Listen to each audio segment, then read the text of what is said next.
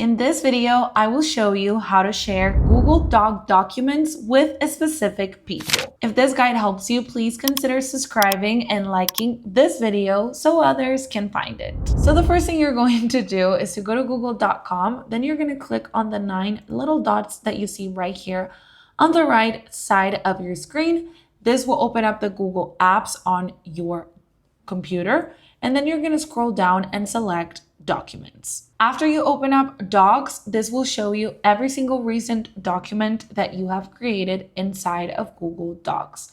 Now, the only thing you have to do to share a document is to click on the 3 dots right next to your document, and you're going to open it in a new tab. Once you open up your document, you're going to see the share icon right here on the top right corner. Select it, and now what you're going to do is to type in the Gmail account of the person that you wish to share this document with.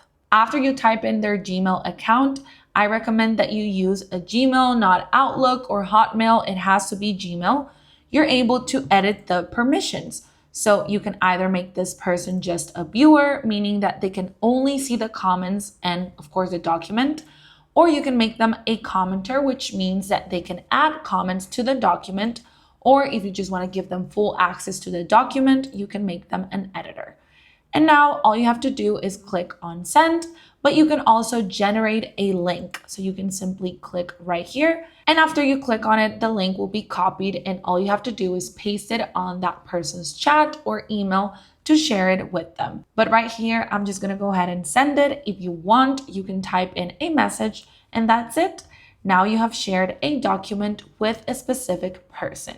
I hope this video helped you. Bye.